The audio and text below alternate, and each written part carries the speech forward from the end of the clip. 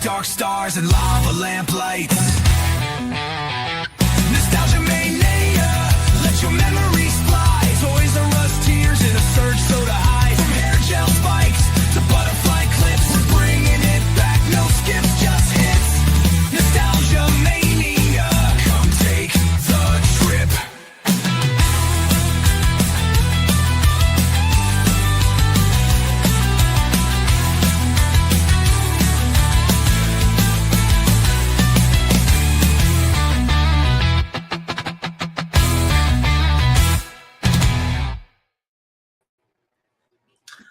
Welcome in, everybody, to yet another edition of Nostalgia Mania, episode 5050, as we are 50. plugging away to that 50 episodes, man. We are here 2 episodes away from the 1-year anniversary of Nostalgia Mania. Appreciate everybody for tuning in. I am your host, the real Josh Elliott, taking you through all those nostalgic moments of movies and wrestling that makes that era of the 80s, 90s, and early 2000s absolutely unforgettable. I am with my co-hosts, the man, Brian J. Bebe, who looks I like... brought cupcakes. You did. Cupcakes for everyone. You did, except for you can't send them through computer, so I am unfortunately cupcakeless. You just have to come up here to Milwaukee and get some. Milwaukee, Wisconsin. Yes, sir. Looks like you're on location. Looks like you got a very similar backdrop as you normally do, just a little bit different color. It's similar. It's similar. You know what you should... I have to make do, you know? I mean... You do. You do. And hotel lighting, man. You do pretty good with your hotel setups, because I have done a podcast in a hotel room, and the lighting sucks. There's a secret I will tell you off air. Okay. and you must keep it between us. Or else I will be shamed in the podcast community. Well, my secret was I turned on the big screen TV. I put the computer right in front of the TV, and then I turned it onto a YouTube channel of a solid white screen for an hour and a half, and it shined right on my face, so it made it look like it was a ring light behind the camera. But that's how I made do. That does work. Yeah. That does work. What'd you do this weekend? Anything fun? No, I flew up here on Sunday. But, actually, my wife and I celebrated our anniversary Saturday, and we went to the Arboretum in Overland Park, and it was really, really cool. My wife and I went to that Arboretum. Yeah, it's a pretty cool experience. We also went to Lewisburg Cider Mill and got some cider donuts.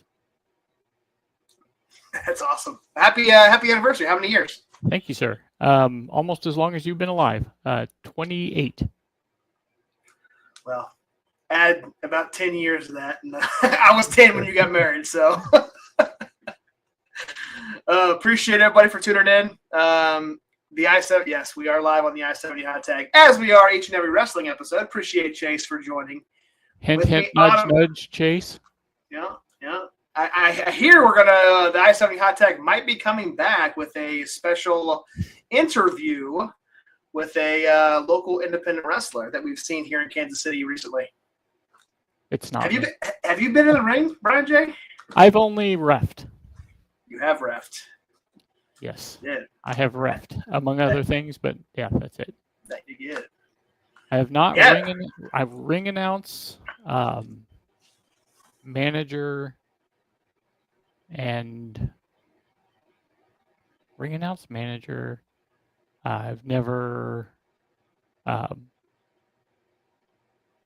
wrestled, obviously, and then commentary. Those are the 4 things I haven't done. Nice. And some of them I'm not going to. Right? Yeah. I'm definitely not getting in the ring to wrestle, for sure. As you can see, man, as you can see with my new T-shirt, Nate Bargatze came to Kansas City over the weekend. Me and my wife went. We've had tickets since, I want to say, December. We've bought them, and we've been looking forward to it, and it was absolutely phenomenal. If you guys do not know who Nate Bargatze is, or if you do and you get a chance to go to one of his shows, do it, because I do think this is his last stand-up tour for the time being, and he's going to start acting and not do much stand-up anymore. But I could not stop laughing. Ryan J with another cupcake. Last week, for those of you who missed out, we went over the absolutely successful Rush Hour, which blew every one of our movies out of the water, probably combined from a box office standpoint. Made over $300 million at worldwide box office with a I can't remember, $30 or $40 million budget. So crushed it at the worldwide box office. And absolutely did. So we are here tonight on our wrestling episode. As you can see below us, I did not make that graphic small enough, but we are covering Monday Night Raw from August 11th, 1997, which is the first time we see D-Generation X align. Unofficially, officially. They haven't heard as D-Generation X yet, but we do see the members form an alliance together. So now, they had previously been in an alliance called the Click. Correct. Which was the same 3, but they didn't add anybody.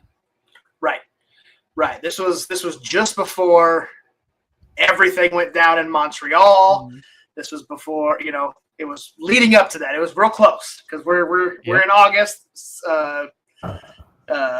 Survivor Series happened in November, so we'll jump into that. We're also got a couple new segments tonight, man. We're going to jump into every wrestling episode from here on out. We're going to take a look at the date that the show took place. That in this case was August 11th, 1997. And we're going to look at who were the champions in both of the major companies, WCW and WWE.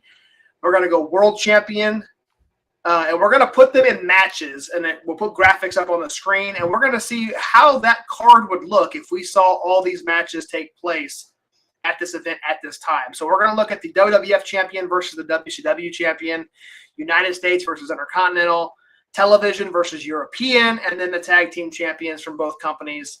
We'll take a look at that. We'll do that toward the center of the show. We won't do that at the beginning or the end. We'll take a break in the center and do that. We're also going to debut a new segment called the Four Horsemen. We'll do that on every wrestling episode as well, since keep that tie-in. What we're going to do is we're going to lump in all of our shows that we did for that month. As you know, we do three movies and one wrestling show, and we got a fun segment for you at the end of each wrestling show, so we'll do that at the end. But a brand new segment that we're going to cover at the beginning of every show, and that is called the Vintage Report. And those of you who are nostalgia maniacs and have been watching the show for a while, we used to do something similar when we had Derek Stitch as our co-host. We called it the pop culture section. This is now a more formal of that, and it's going to be called the Vintage Report. So, Brian, Yes, you sir. ready to jump into this? I'm ready. Let's hit that first episode, that first segment of the Vintage Report.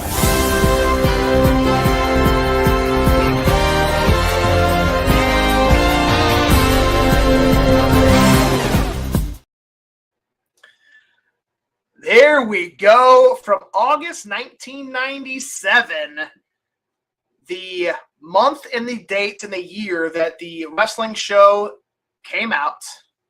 What was in the news? What was happening that same month? And you can see there on the far left, the tragedy in Paris. Princess Diana dies in the car crash. You were much older than I was in '97. What do you do you remember kind of what you were doing in this whole story when it went down?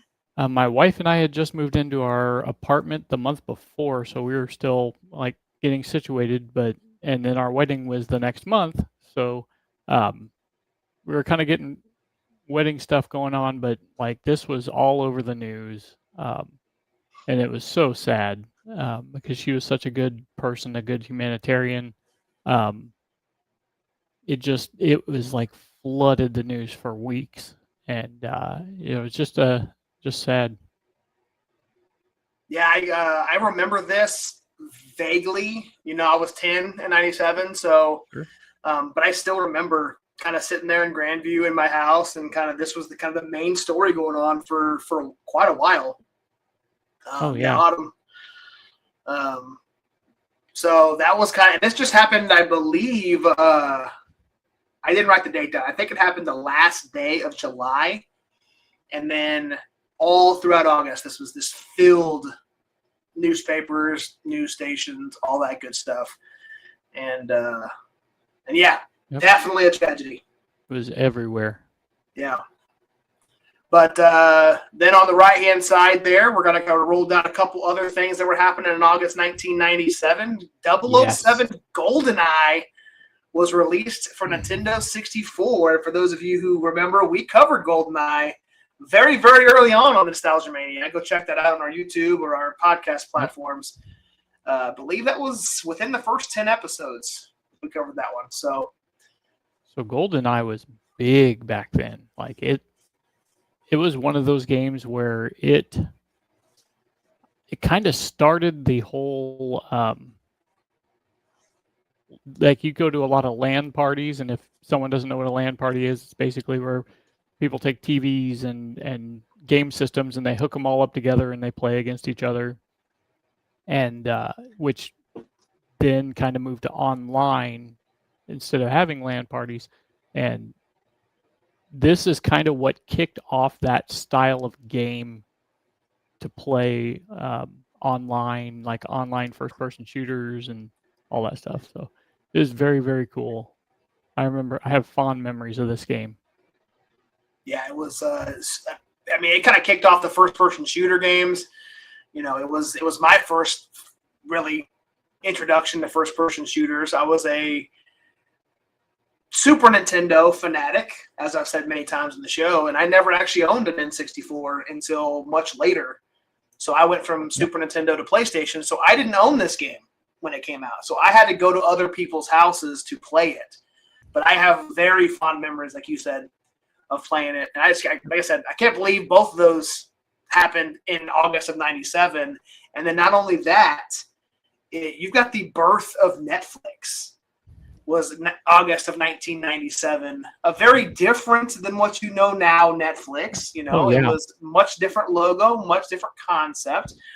Netflix was started off, and you can correct me if I'm wrong, it was a mail-in kind of thing. You would rent a movie, and it would get mailed to you, and then you would have to mail it back when you were complete with it. That's how it started. You would go on their website, and you'd put the movies you wanted in like a queue, and they would send you the top one if it was available. If it wasn't, they'd send you the next one down. So it's very like, big movie came out, and you're like, I hope it's there. And if you're not one of the first to put it in your queue, then you're getting number 2 on the list. Right. So yeah, it was very, very different than what people were used to. Yeah. Yeah, I remember that. I remember the queue. Now that you said that, that was something that, when Megan and I first started dating, I remember the queue, her having that queue. Yeah. We would rent movies through there quite a bit. And it wasn't something it wasn't something that took off right away. Netflix, it took it a minute to build. Yeah. And didn't your former employer have Blockbuster? Yes. Have the opportunity to purchase Netflix, and they passed. They had the opportunity, and the owner, so when I started with Blockbuster, it was owned by a guy named Wayne Huizinga, who also owned the Florida Marlins at the time. Mm-hmm.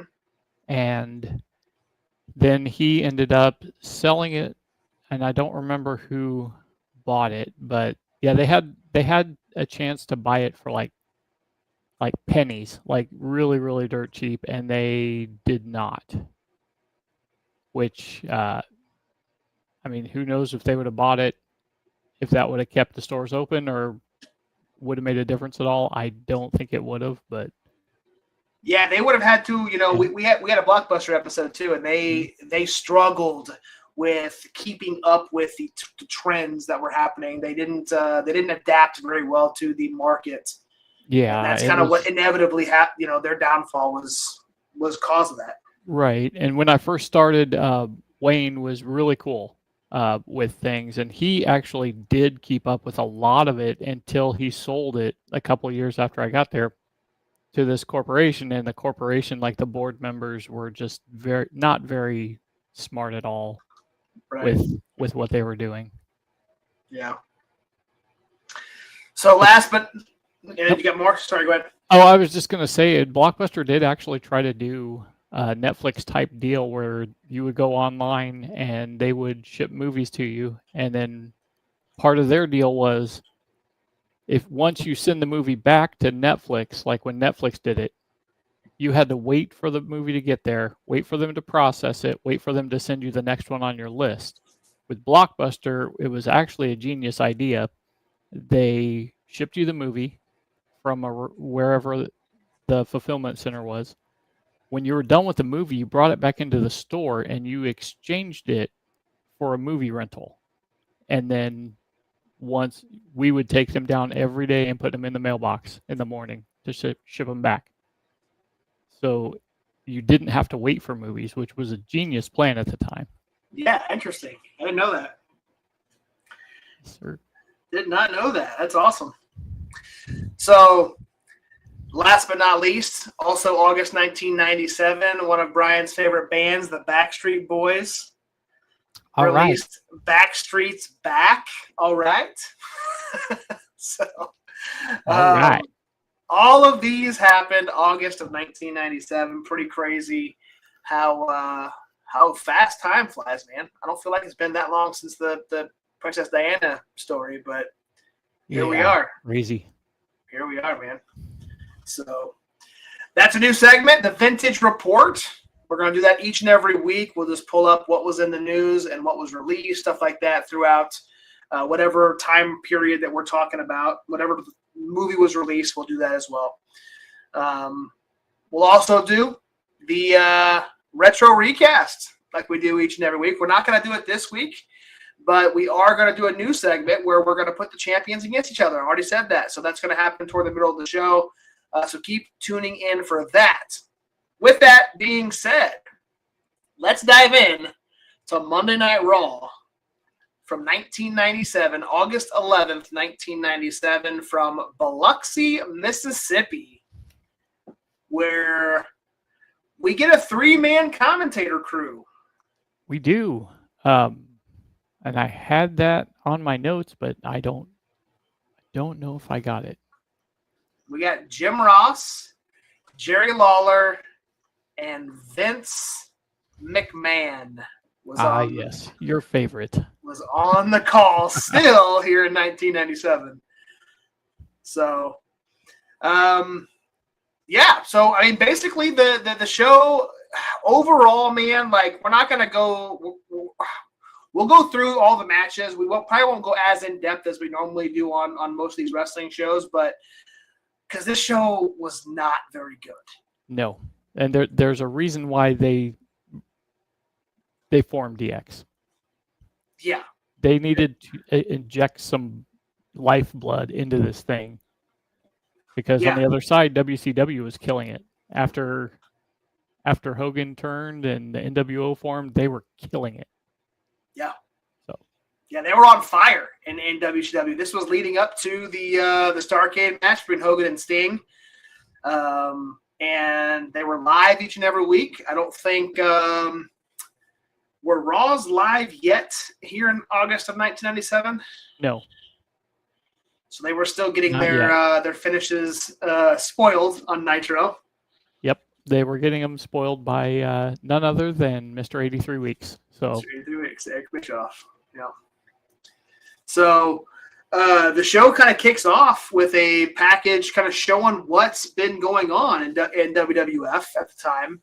And we see what happened at the previous pay-per-view, which was Bret Hart beating The Undertaker for the WWF Championship with Shawn Michaels as the special guest referee. And you can kind of see Shawn reluctantly counting the 3 count, but he does. And that happened at SummerSlam. And Bret Hart is now your current WWF champion. And the show kicks off with the vintage Monday Night Raw intro with the fire and the metal and Ahmed Johnson and Stone Cold Steve Austin. Man, what do you remember? Like, was that not one of your favorite Raw Raw one of the intros? coolest. It was one of the coolest. Like, I like the WCW one with the buildings blowing up and stuff, but like this one here was top notch. Oh yeah, I think they were both killing it, but I like WWE's a little bit more at the time. Yeah. Although I liked WCW's product better. Yeah, at the time, yeah. It was, at the time. Did you catch the when they after the intro played, they were panning the crowd? I'm surprised they haven't cut it out of the network or whatever, but they panned the crowd and there was a giant ECW sign like front row, and they clearly, it was slow. It didn't got it right in the center of the screen. They used to be able to get away with a lot of stuff, but like even back then, Vince never saw them as a threat, even before they bought them out. So. Yeah. Yep. So we dive into this, man. The first thing we see is the Heartbreak Kid, Shawn Michaels, in the ring, being interviewed with none other than good old Jim Ross.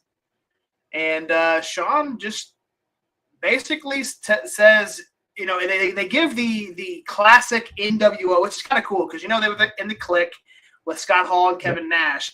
But Shawn gives that you're either with me or you're against me, which is what the NWO was saying over on the other channel.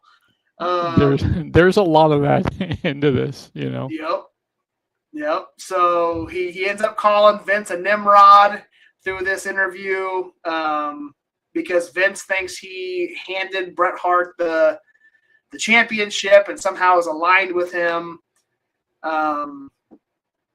Which brings me to the next point. The commissioner of the WWF comes out. What did you think of old Sergeant Slaughter as the commissioner? I will be 100% honest. I don't like wrestling commissioners. I think it's a dumb concept. General manager, I don't mind. But to say commissioner, it's like you don't really know what that is. But yeah, I always love Sergeant Slaughter, though. So it's always fun to see him.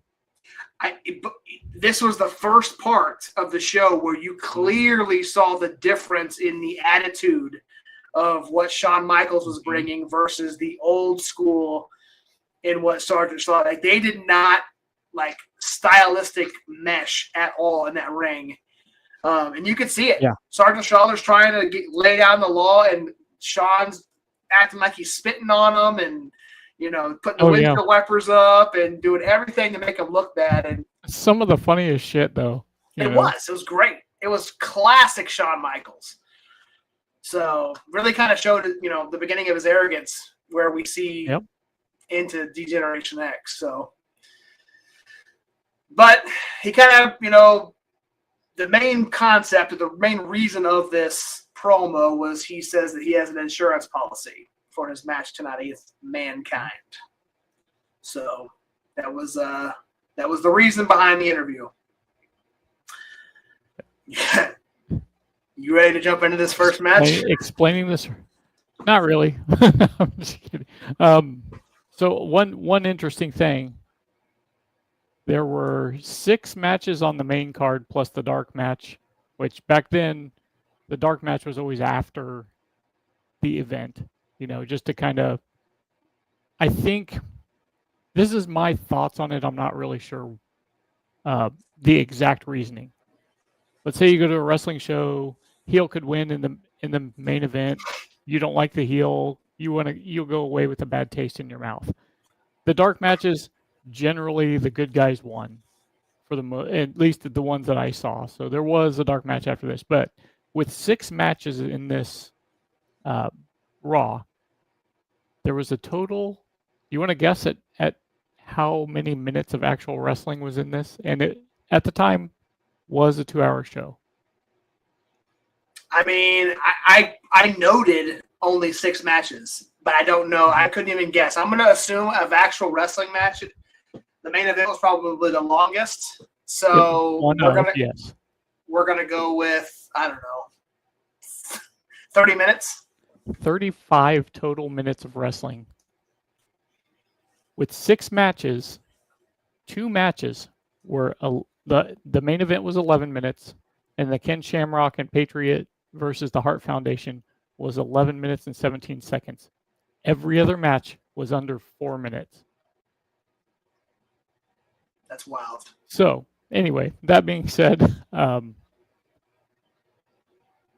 don't remember Henry O. Godwin very much, or Phineas O. Godwin. The country ass whooping match, it just kind of, I'll be honest, I don't remember this match until we watched it. And I was like, oh yeah, there's a reason for that. It was kind of, 3 minutes of beat the shit out of each other. And yeah. No, I want to give a shout out first real quick to Dean Houston. Appreciate you tuning in, Dean. Hopefully you're doing well. Dean, Hunter, Autumn, Chase. Yeah, Autumn. Hopefully y'all are still sticking around. We're talking about WWF Monday Night Raw from 1997, August 1997. The first night that we see D-Generation X team up for the first time. So, and we're talking about a country whipping match between Road Warrior Hawk and Henry Godwin. I do remember the Godwins very, very little bit. But obviously, I'm a huge fan of the Road Warriors, a.k.a. the Legion of Doom, which they were called both in this. If you noticed, when they came out, they said it's the Road Warriors, or no, the Legion of Doom, the Road Warriors, or something like that. And I'm like, I didn't realize, I thought the Road Warriors were only used in WCW and NWA. And then the Legion of Doom, they changed it for WWF reasons, but they're called both this time. Yeah, and I think part of that's Vince kind of poking his finger back, Yeah. So Yeah, could be. so that match you'd be happy with because Hawk won. Yeah, but it was a weird ending. Like it was. It really was. Animal got involved, and Animal, so to win this match, you have to whip your opponent so bad to the outside, and that's how you win. But Animal got so did the other Godwin, got into the match, and Animal was the one that knocked Henry out of the ring, and then that's how the match ended. So Hawk didn't even whip him out. Yeah, it was such a weird ending. Well, but Josh, I'll just say this. Back in the 90s, there was a lot of alcohol and other things adults were probably doing to impair their brain when they were writing this stuff. Yeah. What we did not speak on, though, was Owen Hart and the British Bulldog were on commentary during this match. So yeah. they were kind of talking about things that were going to happen a little bit later, but that's it. That's the first match. Yep. Pretty quick. Yeah. It was a fast match. Next match was this the Scott Putski versus Tony Williams match? Yes. What'd you think about this one? Yeah. A lot of these are just time fillers, honestly. Yeah. And that's what I think Vince wanted. Just quick, done, get him out of the way. Yeah, the big build obviously was to the main event, Shawn and Mankind, and then obviously what happened during that match. Same thing. I wasn't a big fan of this match. I mean, I honestly don't remember either two wrestlers watching them very much outside of this. No, I don't. So did we have a Brian Pillman? Brian Pillman and Flash? Love Brian Pillman, man. Do you Me like some of his best work? And he would bounce back, I can't even remember what they used to call him. The unhinged. Anyway, his stuff going back and forth from each company because you're not really knowing whether or not what's real, what's not, what's scripted, what's not. They played that perfectly in both companies, not knowing what he's going to do. And Brian Pillman, I mean, and his son now is doing well as well. Oh yeah. So Pillman Jr. So what this one was fun because we had a Gold Dust. We had a Gold Dust appearance in this one, and he kind of put that like early precursor to the GTV that we used to see back in the day, the hidden camera concept. So it was fun to see Gold Dust in this one, an early Gold Dust, really. Yeah, a lot younger, earlier Gold Dust. Yeah. So Flying Brian, yeah, there was a. There was another I have to look that up. There's like an unhinged helmet, like it was something along those lines, whether you unpredictable or anyway. I'm just gonna drag this on, but we'll look it up later. Yeah. So that one finished with an inside cradle. So with the Gold Dust interaction. So after that, man, we saw a couple video packages. As you said, we kind of move away from the wrestling and go back to the storyline-driven stuff. We saw a commercial or an announcement for WrestleMania 14, which was happening in Boston this year. 14. I know. What are we on now? 40? Like 40-something. 44? I mean, yeah, I'm not even sure. But yeah, I think 42. 42? So WrestleMania 14 announced for Boston. They also promote that Madison Square Garden is going to host Raw in September, and then they start building the promotions for the pay-per-view known as Ground Zero, which is the next WWF pay-per-view. I know I watched that, but I don't remember that pay-per-view sticking around. No, I don't either, because I knew we had SummerSlam, and then you had Survivor Series, and I knew there was something in between there. But I didn't realize it was Ground Zero. So I'll be honest, I think that was the only Ground Zero one they had. Yeah. If I remember right. It might have been. Might have been. So before we jump into the next portion of the event, do you want to go ahead and do the newest segment of the show? And let's see the champions versus the champions. Yes. So this is a fun segment that I think is going to have a lot of fun with. We're going to pretend that we're going to put it together another cupcake. Brian J is going to be weighing much more before he gets back to Kansas City. Hey, I'm celebrating 50 shows. 50 episodes of Nostalgia Mania. I told you I was going to do this. I know you did. I need to. I don't have any snacks except for some peanuts, and I can't reach them right now. So, anyway, we're going to look at what the show would look like if the WCW champions would take on the WWF champions that were in August 1997. So we will start off with the undercard, and I say the undercard, the lesser titles. Mm-hmm. And this match would slap. We're going to take a look at the WCW television champion, the Ultimo Dragon, versus the European champion, the British Bulldog. Talk to me about this one. How great of a match would that be? I think it'd be excellent. You have two really different styles, though, and then those usually are really, really good or really, really bad. But with these two, I think it'd be really, really good. Who would you? I agree. Who would you pick as the winner? If you were booking this match, or if you were just picking it as a fan, who would you pick to win? Very unpopular opinion. I would pick Ultimo Drago because I like Lucha. I mean, I love the British Bulldog, but as far as like wrestling goes, Ultimo Dragon is my winner. Yeah, I'm with you on that. I was going to pick Ultimo Dragon as well. Earlier British Bulldog, early 90s, I'm picking Bulldog. But here in 1997, I'm picking the Ultimo Dragon here. So that's match number one. Match number two, let's take a look at the tag team match. The WCW Tag Team Champions, the Outsiders, Scott Hall and Kevin Nash, taking on the tag team that just recently won the titles a couple weeks ago, and that's Stone Cold Steve Austin and Dude Love.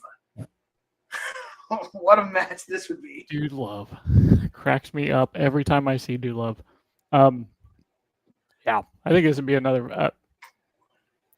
I think this would be more of a fun match than a serious match, just because Dude Love's in it. Yeah, he would be the comedic relief for sure, and it would probably throw off the Outsiders. You got obviously Stone Cold, who is probably, I don't know how long, a year or so into his Austin 316, maybe a little bit less. I can't remember exactly when. I know it's King of the Ring, but I don't know if it was King of the Ring 97 or King of the Ring 96 when he became Stone Cold, basically.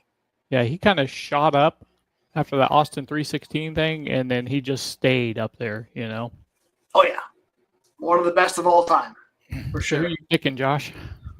I mean, it's hard to pick against Stone Cold, but however, you've got an established tag team on the other side that I think would work well together. And I think the clashing of style of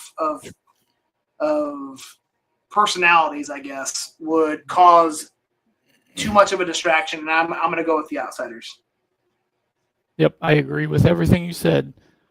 But always been a Scott Hall fan, Razor Ramon. So I would never pick against him. All right. So far we have 2-0 on WCW's side, but we may have some differences in the next next two. We're going to go with the Intercontinental versus the United States. And the current WCW United States champion is Double J Jeff Jarrett, taking on the Intercontinental champion Steve Austin, who's doing double duty tonight. He's wrestling two matches because he's the current Intercontinental Champion as well. I forgot he had both titles at one point. Yeah. Yep. So this match, I think, would be a no-brainer. Stone Cold Steve Austin is winning this match. However, you make this match, and I'm not saying I would change my decision, but the match would be much better if you put this on 2 years later. And you give Jeff Jarrett a couple more years to where he kind of evolved into what he was at the end of WCW or early TNA, early NWA, or I guess not early NWA, but you know what I'm saying. He got much better in the late 90s, early 2000s. Oh, yeah. I like you said, this is a no-brainer. I picked Steve Austin. Yep. So, the main event of the evening, we're going to go with the World Heavyweight Champions, and we all know who they are.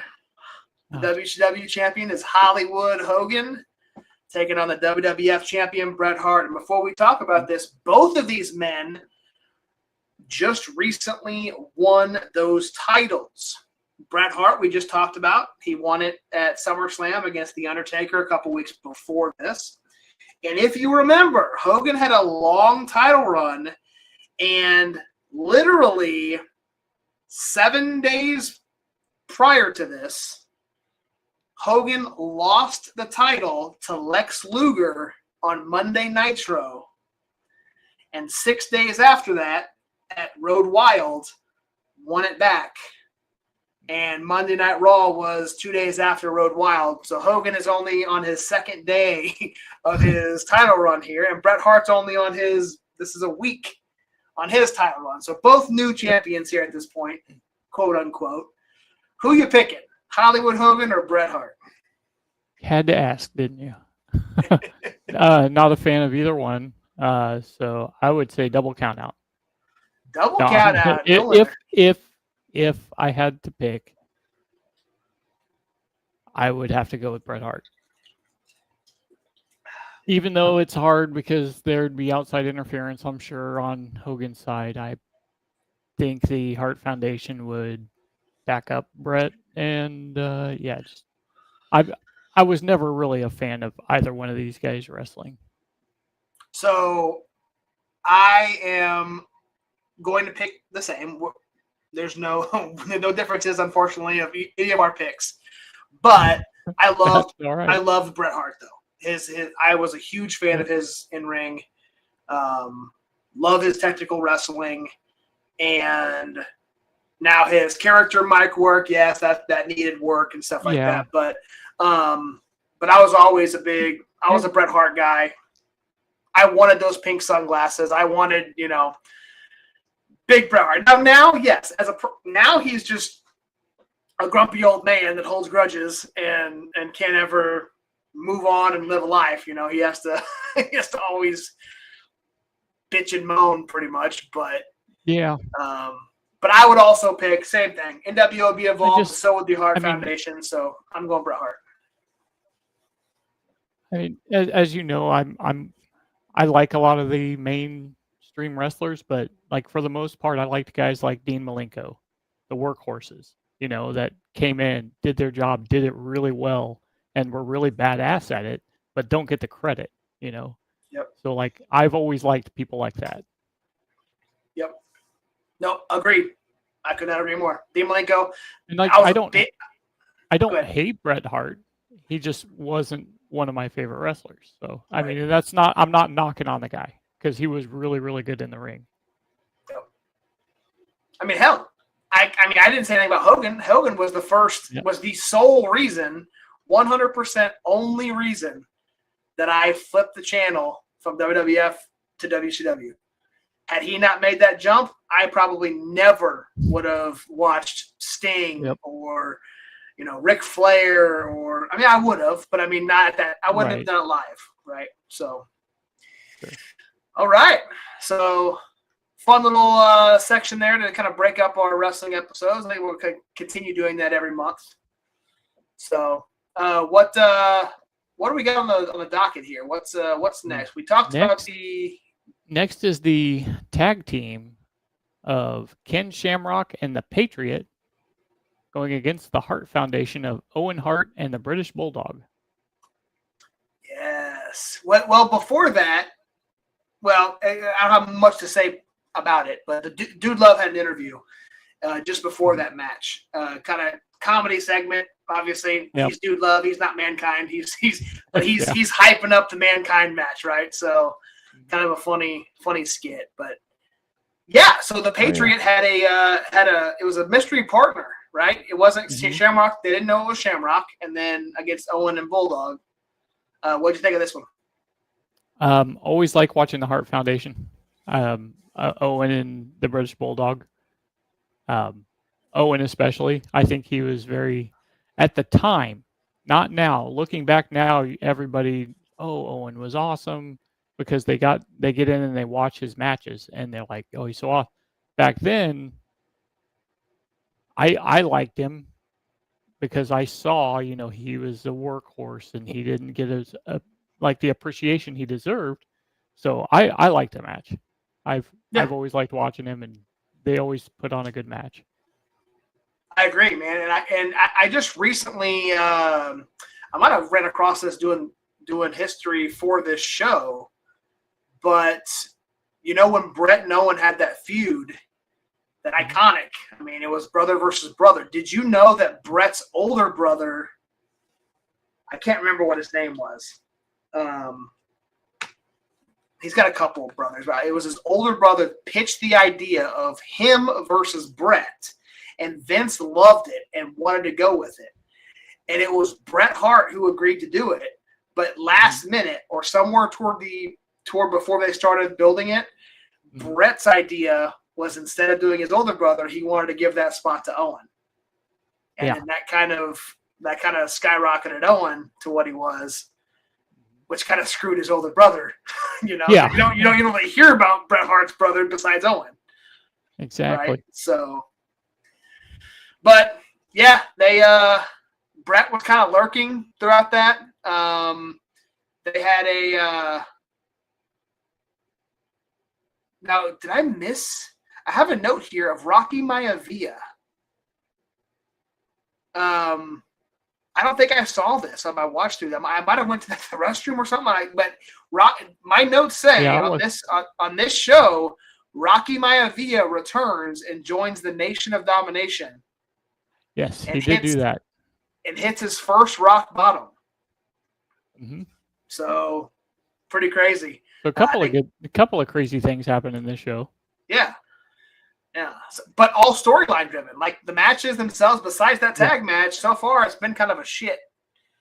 A shit show. So it has. So they kind of heat up the Patriot and Bret Hart kind of have a scat or right there toward the end of that match. Mm-hmm. Which ends up having the Hart Foundation drape the Canadian flag over the Patriot. That's how that segment ends, obviously, with Canada versus United States. Red hot at this time. It was not overdone yet. That got way overplayed later in the road, but Very now it was red hot. Fans loved it. So, main event time. No, we got one more match. Who did I miss? Farouk versus Chains. That's right. I have it here. I just glossed over it. Yep. Yeah, that match again. There was nothing special about it. I love Farouk. Yeah. Absolutely. And we saw Chains wrestle in our SummerSlam episode. We did. But we were just talking about that. This was 5 years later, and here he is, still doing the same. The man with many names. Yeah. And many arrests. Yeah. We won't talk about that. No. So now it's main event time. Now it's main event time. Shawn Michaels, Mankind. We have been promoting it. This is Shawn's first match back since the King of the Ring, which happened earlier in the year. So Shawn has not been seen. He's been the referee, but not in a match since King of the Ring. It was kind of a wild brawl, man. I mean, they used trash It was. cans, announce tables. There was a pretty crazy elbow drop that we saw. They were going for broke. They were. And they needed this. Like I said, like we talked about earlier, WCW was killing it at this time. And we just had pretty much a pretty lackluster Raw leading up to this, the build to this match. And two great wrestlers. Now, what did you think before we get into it? We know how we both think about Shawn Michaels. What are your thoughts on Mick Foley? I love Mick Foley. I think so. Mick Foley did 3 different characters, Yeah. And he's pretty much like, hey, we want you to do this. Okay, you're paying me. Okay. He's kind of like, whatever role they need him in, he's gonna do. It reminds me a lot of, like, nowadays, The Miz. They had Miz do this with Damian Sandow. They had him do this with so and so, and like Miz is like, okay, I'll do it. And I think what gave Foley, everybody loved his characters, but I think as a wrestler, when people started thinking, wow, he can wrestle too, was at the Hell in the Cell match with The Undertaker. But going back, I love Mick Foley. No, I didn't want to stop you, but I think that's when that was his coming out. I don't want to say that because he was very good as Cactus Jack before he debuted Dude Love, before he debuted Mankind. And what a crazy, I don't know what year, it had to have been right around this time, 98 or 97, where he wrestled all 3 wrestlers in the Royal Rumble. He had 3 entries. So was 97 the best year of Bret Hart's career? Well, it could be. Yeah. Very well. Did Bret screw Bret or did Vince screw Bret? Don't ask Bret that because he'll. No, don't ask Bret that. Yeah. So, but no, I agree. I think great wrestler, phenomenal talent, great person from what I can tell outside of the ring. And seems awesome. Yeah. So, but yeah,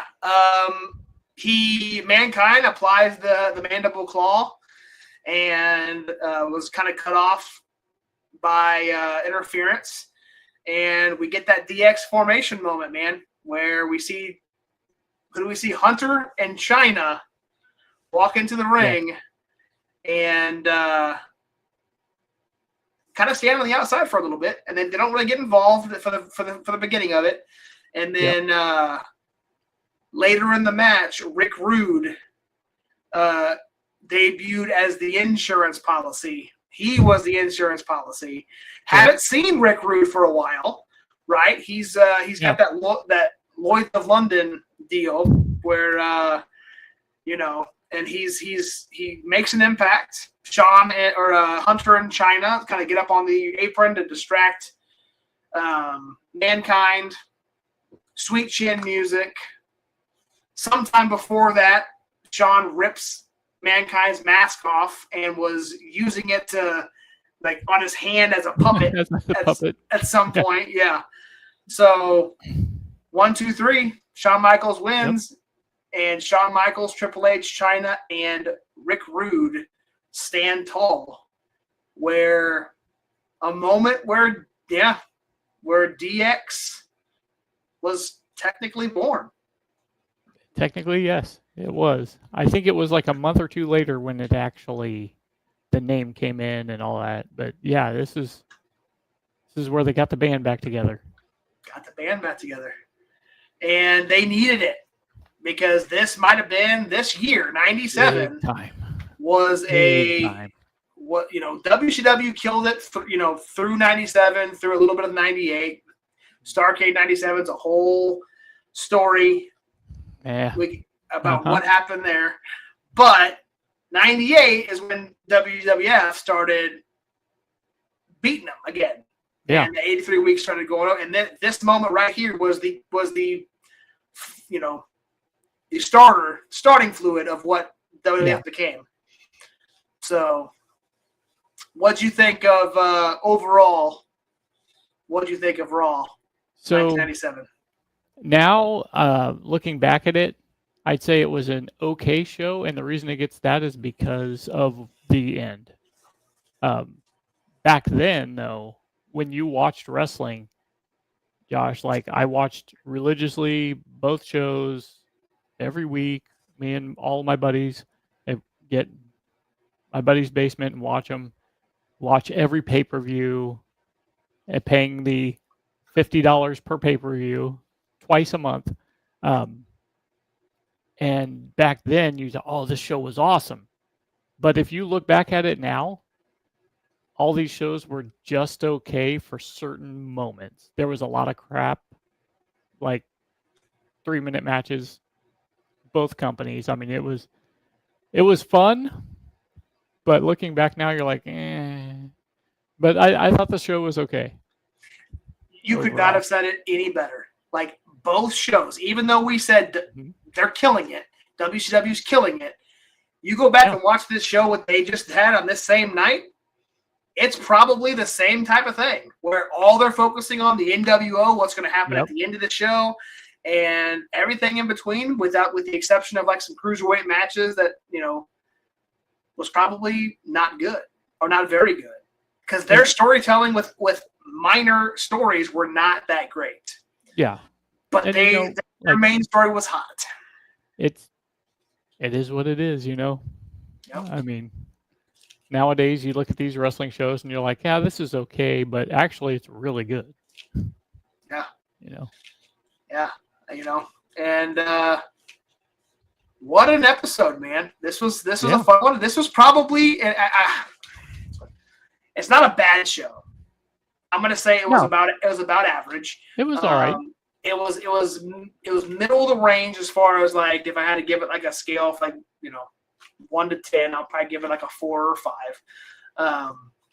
I've seen much worse wrestling shows. I've seen much better wrestling shows, but this was such a pivotal point in wrestling history that I thought we needed to cover this for nostalgia, especially since just 2 months ago we covered NWO forming in '96.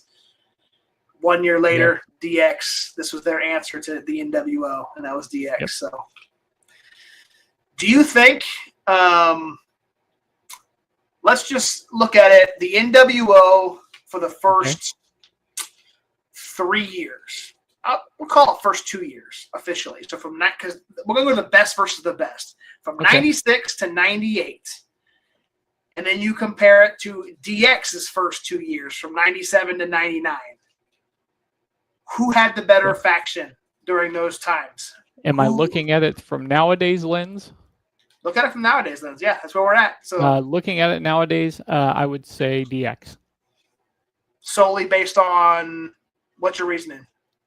So back in the day, watching it, and I still feel this way today. I know New World Order.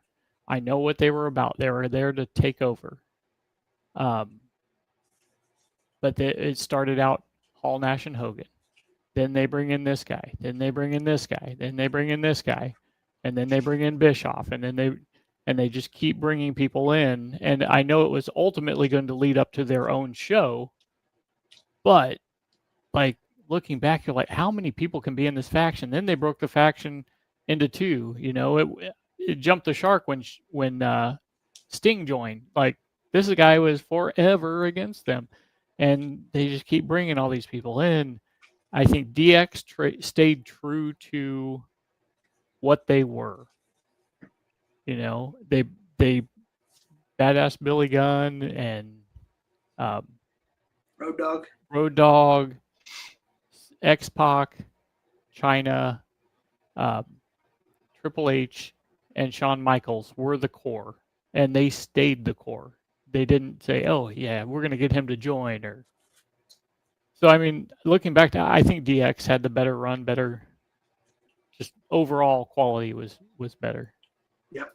And they made fun of WCW so much. Like I remember watching one show. I don't remember what night it was on.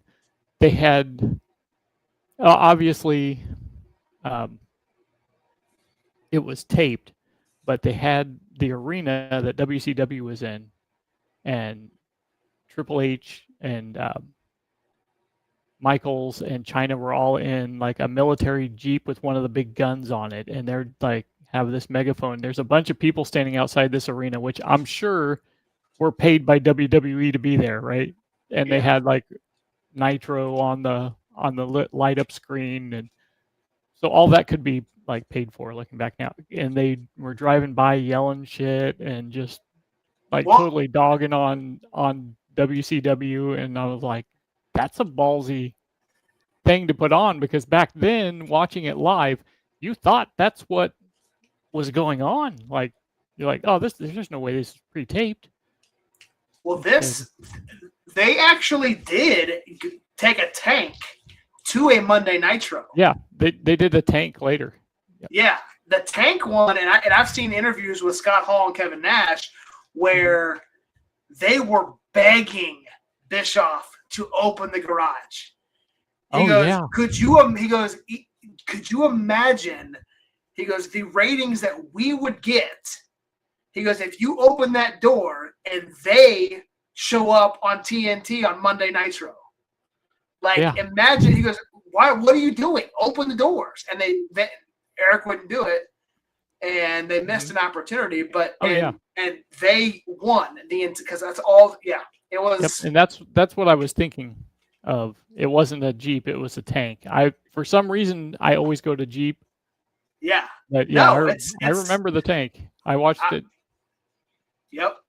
And then at one point in time, Eric Bischoff was challenging Vince McMahon to a match at one of the WCW pay-per-views, and he said if he wants to show up, I will let him in. And he didn't, obviously, because there's no benefit to Vince McMahon to show up except to give WCW ratings. So exactly, and let's be honest, as much Bischoff was not a wrestler. Like, he was not trained at the time, and he was saying all this stuff, probably coked out of his head. Vince wrestled. Vince wrestled. Bischoff did a lot of like taekwondo and like karate and stuff like that. So you can do that, but that doesn't mean you're going to be good at wrestling and picking someone up and throwing them around. So I probably would have picked Vince on that. Oh yeah. Vince probably would have whooped the shit out of him. So. Oh yeah. Oh man, what a show, man! What a show. Love, appreciate everybody for reliving, going down this memory lane, nostalgia lane, as we say, for Monday Night Raw.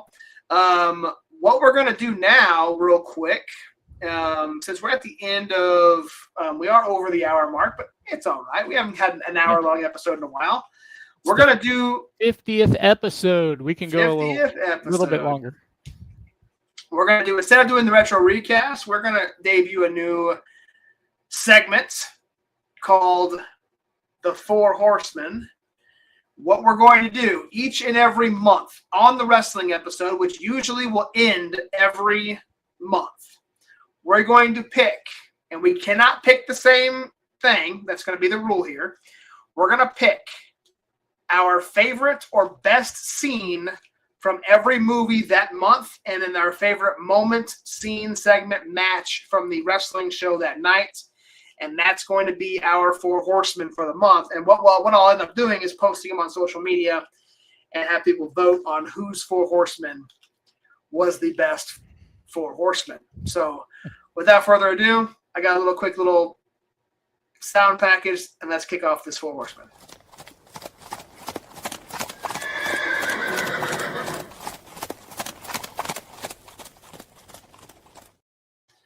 All right.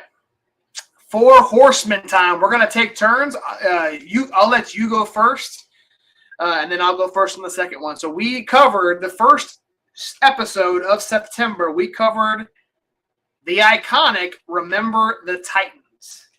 So Brian J., what was your pick for your Four Horsemen for Remember the Titans? Favorite scene or best scene? This is rough to pick my favorite scene, but there's one tipping point in that movie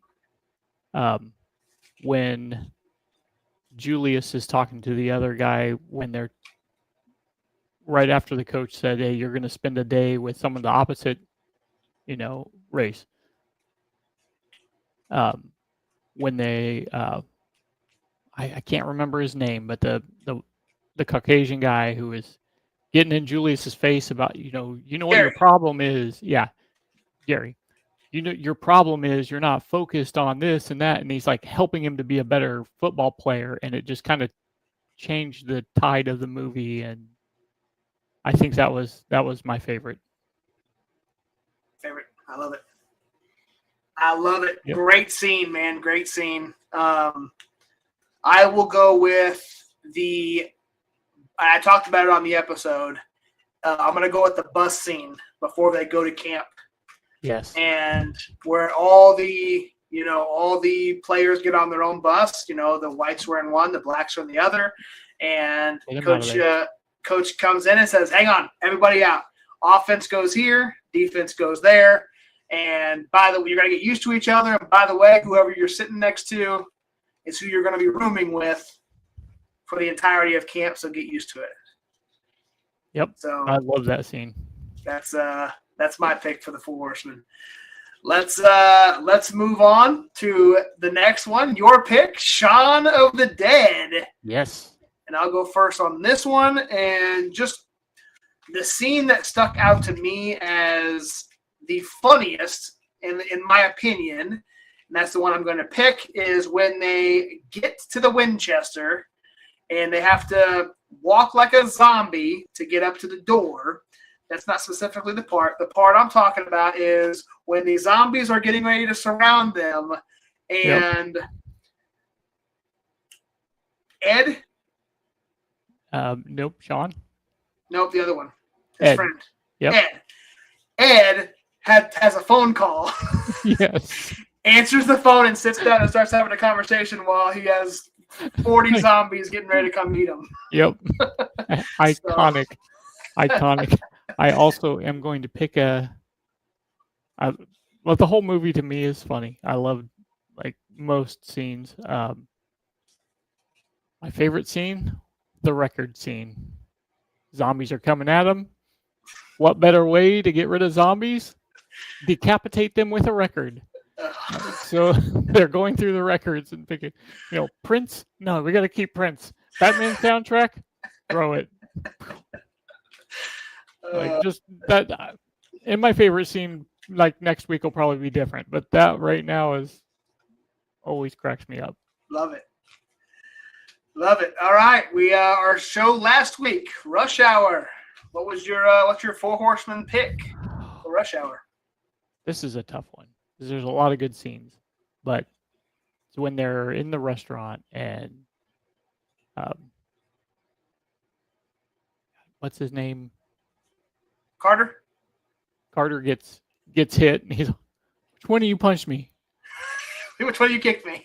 Yeah, which one of y'all kicked me? He's got one question. Yep. Classic, man.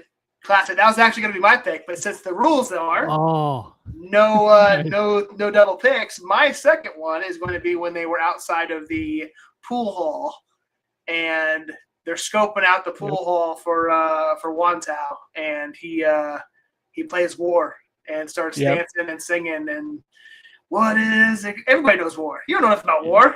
Everybody knows War. Everybody knows War. Just like, Chinese men love the Beach Boys. Yeah. That would have been my other pick had you gone first and picked that.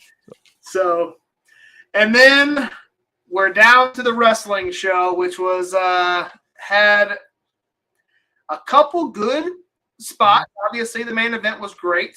So my favorite, you can pick a match or you can pick a segment.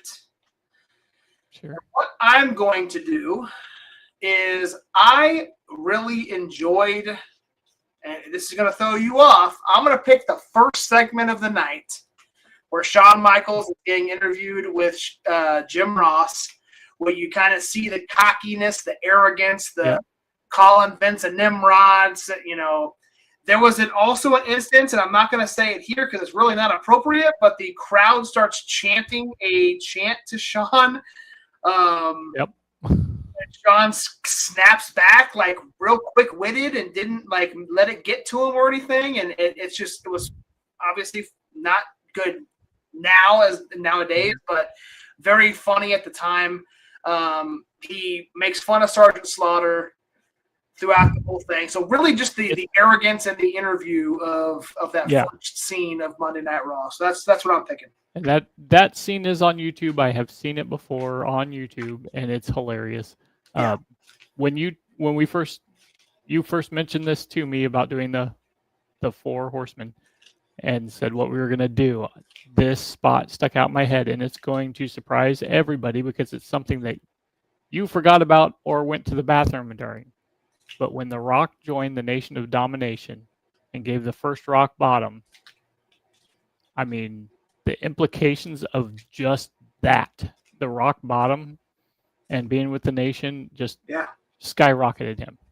And so, that's the segment I'm picking. There you go. And I didn't have a backup, so I'm glad you didn't pick it. Yeah, no, that's great, man. Neither one of us picked the main event. Neither one of us picked DX, forming, which is the whole reason of the episode. That's funny. I love it. Welcome to the Attitude Era. Welcome to the Four Horsemen. Love it. All right, I like that. It's fun. We got a few new segments here. Sure. We're gonna sprinkle them in throughout the months. With that being said, let's roll through what we got going on for October. Next week's October 1st, man. A lot of fun. We got some Halloween episodes, man. We're going with one of my all-time favorites, man. I could probably quote 75% of this movie. And that's Hocus Pocus. Episode 51. You and I probably don't even need to watch it, and we can review it and go scene by scene if we wanted to. Pretty close. However, I have a feeling that we're both going to end up watching it this week. Oh, yeah, because my wife loves this movie too, so we're definitely going to watch it. Mine as well. Yeah. And Sarah Jessica Parker, I could sing her song that she sings to get all the children to start. I got that song memorized. Well, you will have to do that as a promotion on the podcast here. Yeah. So the week after that, we got our 1-year anniversary episode, October 8th, which is the exact day that we filmed or recorded, I guess, went live for our first episode. So we will do kind of a retrospective of some of our previous episodes, episodes that Brian was not involved with. You can see some there. Legend of Zelda was our very first episode. We'll dive into that a little bit. We'll talk about 007. Brian was a employee of Blockbuster. We had a Blockbuster episode. I was, yes. And we'll talk about some of our past episodes and kind of relive some of those moments that we've had over the years. So I think I'm pushing 20 episodes, I think. Yeah, you joined because NBA Jam, you did that one. Yeah. You were here for that one. So NBA Jam. I'll have to go back and look, see what episode you started with. What was your first episode? Do you remember? I don't remember. We've done a few. I'll have to go back and look myself.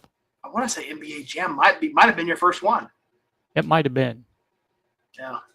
Anyway, I'll have to check it out. We got Stephen King's It on October 15th.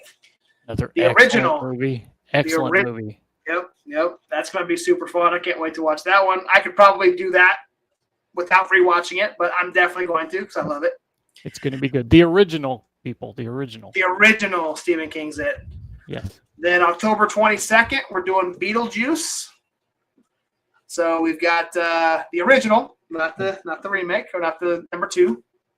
Another classic. And then we're going to end October with another wrestling show going back to World Championship Wrestling the same year, actually. We're going 1997, Halloween Havoc.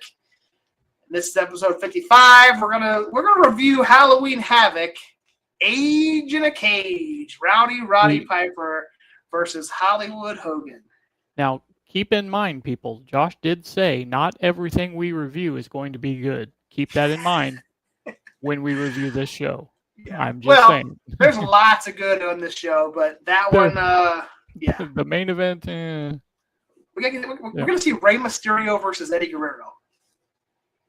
Yeah, that's what I'm looking forward to. And that's the reason why I suggested it.